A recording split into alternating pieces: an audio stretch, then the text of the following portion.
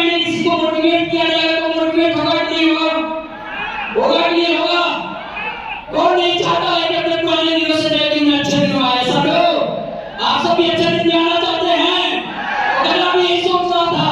एक महीने जबरदस्त मोटिवेशन के बाद जिस दिन शहर में रेस का आयोजन हुआ, गधा सबसे आगे खड़ा था और अपने आप को घोड़ा समझ रहा था, पूरा समझ रहा था कि मैं रेस को जीतूंगा। लेकिन जैसे ही बाकी घोड़े आए और उन्होंने बोलना चालू किया, गधा समझ गया मैं गधा ही